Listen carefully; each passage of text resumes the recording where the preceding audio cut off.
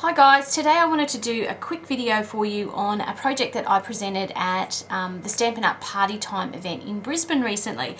I know we all know about and love the mini treat bag die, thinlits dies that are in the new Occasions catalogue, and we've seen plenty of stuff made with these little guys, from pockets and pouches, using all sorts of things from cardstock to DSP. Today I wanted to share with you an alternate version of the treat bag, really just a standard treat bag. But this one's made using some filter paper, and often we forget about different products that are in our Stampin' Up catalogue.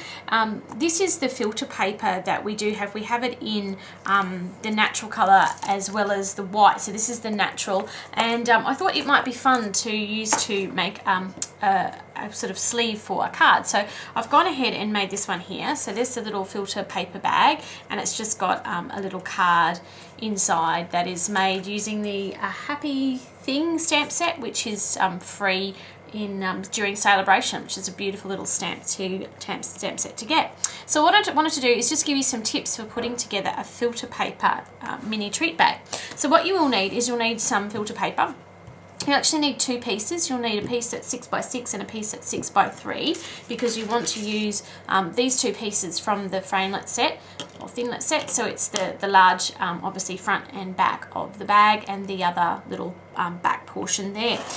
So the only real tip that I have with this one is that when you normally make your sandwich for the big shop, what you'll have is hopefully a magnetic platform, which is wonderful. You'll have an acrylic plate on top of that. You'll then usually place your cardstock or DSP, whatever you're cutting, on top of the plate. Then you'll place your framelit on top of that, and that's why the magnetic platform is so wonderful, because it actually sticks exactly where you place it.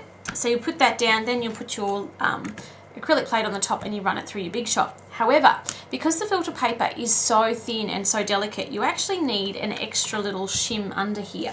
So I've just got a little piece of notebook paper, and I grabbed this one all the way from the convention centre where I presented, because I actually forgot mine on the day. But it doesn't really matter what you've got, just a little thin piece of copy paper underneath, just enough to give that an extra little so that all the little areas of your die cut out. So that's really the only tip. You do need a little bit of a shim when you're working with this filter paper. The other tip I will give you is that I've gone ahead and cut these out, because you know how to use your big shot by now. If you don't, let me know and I'll go through it. The score lines are a little bit more delicate to see with the filter paper, but they are there, so you can give them a little press down.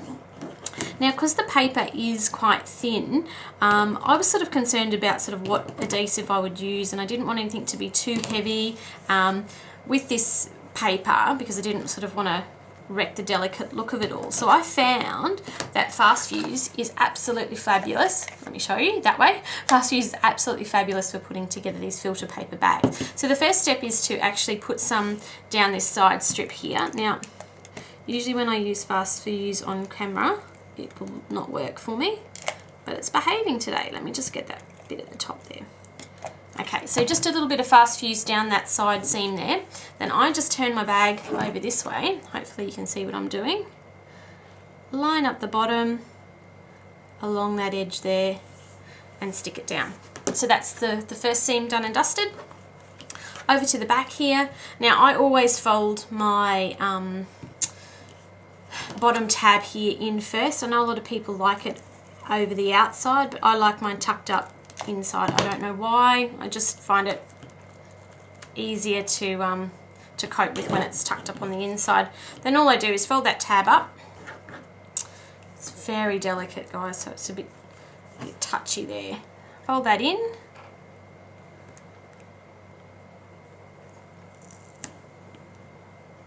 One seam down across the bottom. Lovely. And then all I'm going to do here, guys, is use another last bit of Fast Fuse on this side edge here.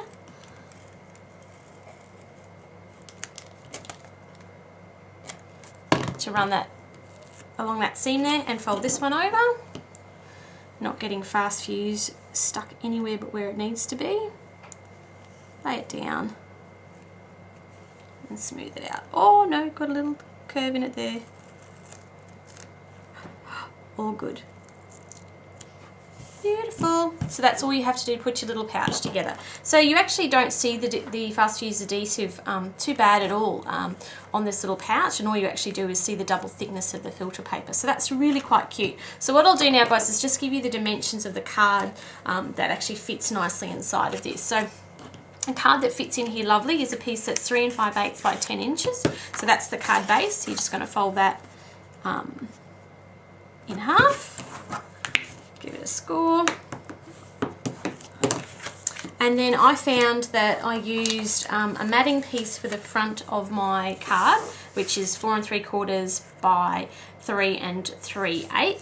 So you can just stick that one to the front.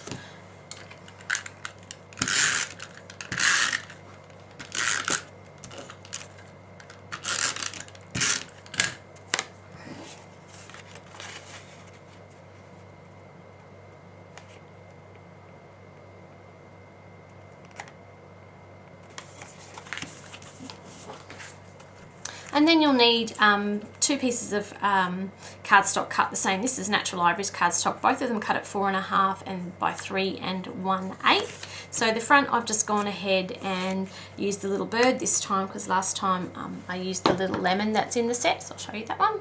And this time I'm going to use the little bird. They're both adorable images. Both coloured with the blendability, which I love at the moment. So you're going to put the little front image in the centre. Sorry guys, I have to look. I get a bit worried that it's not going to be nice and neat. And then just the inside panel, which is cut exactly the same. And that just goes inside to write your lovely message. Oh, and just before I move on, guys, you might be wondering what's around the outside of this front mat here. I've just used the rotary arm in our Stampin' trimmer with the little wavy blade to create just something a little bit different for the front there. So now that's done, you'll notice that it will fit inside our little filter paper treat bag perfectly. So that's just a really good size. I just found that a really good card size for this filter paper bag. So it just sits in like that. And then all I did to finish off, nothing too fancy, I've just got to find it, is some twine. Not twine, sorry, linen thread, guys. So all I did is grab some linen thread. This could be tricky doing this on camera. And I think I'm going to wrap this one so that my bow's over the top here, because you can kind of see your image through your bag. So you sort of don't want to wrap, you know, your twine or your linen thread across your image. Well, I don't think you do anyway. So I'm just going to give this a bit of a wrap like that, so that you can see the, let me just cut this off so you can see the image around that, around the linen thread. I just think it makes it look pretty. Okay.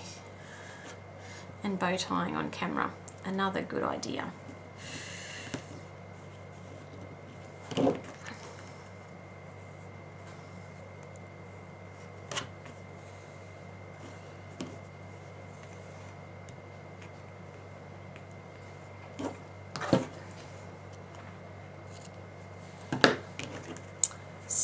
So that's as simple as it is, guys, and I'll put this other little one back in its bag. You can take them in and out once you've got that linen thread on. It doesn't affect it at all. So just slide straight back in there. So there's the 2 samples that I've got for you guys. So consider using other materials to make these mini treat bags. They are gorgeous, and they do make just a beautiful presentation for a little card or a gift. Thanks, bye.